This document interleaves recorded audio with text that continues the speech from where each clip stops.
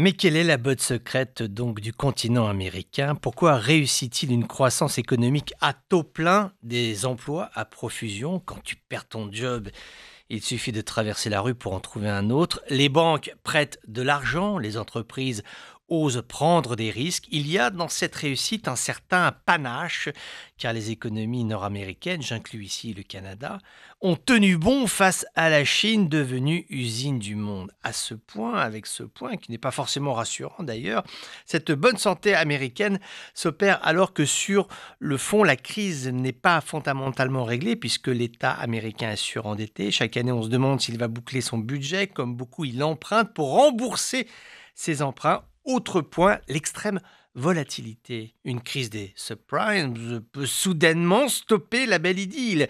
Si rien n'est gagné sur le long terme, l'important pour Donald Trump est que ça tienne au moins 15 jours jusqu'aux élections de mi-terme, au moins 2 ans s'il veut briguer un second mandat présidentiel. Tout cela ne répond pas à la question, mais pourquoi réussissent-ils? Eux, qu'est-ce qu'ils ont que nous n'avons pas? Des dizaines d'économistes ont apporté des réponses très qualitatives sur cette puissance économique américaine, des études, des articles, tu en trouveras à volonté sur l'open source d'Internet.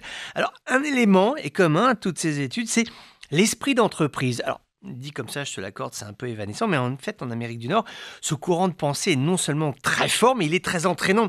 L'esprit d'entreprise, la volonté de gagner, d'être le meilleur, est un facteur de motivation qui t'accompagne durant une réussite entrepreneuriale, mais aussi l'échec. C'est là où ils sont forts. Ils ont une vision qui n'est pas accablante du dépôt de bilan. Tu as le droit à l'erreur. Tu peux recommencer. Ils savent que leur économie un jour va ralentir, mais qu'importe, puisqu'ils savent qu'ils se ressaisiront. L'important est là, l'impulsion, la dynamique insufflée, quel que soit le résultat.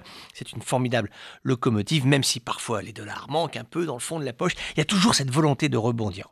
On peut penser ce qu'on veut de l'Amérique de Donald Trump, mais ça reste une sacrée machine à fabriquer des points de croissance. Chez nous, la surchauffe économique nous inquiète. Là-bas, à part quelques voix dissonantes, à New York, tout va bien. Tant que le cheval est fou et qu'il ne trébuche pas, l'Amérique de Trump marque des points.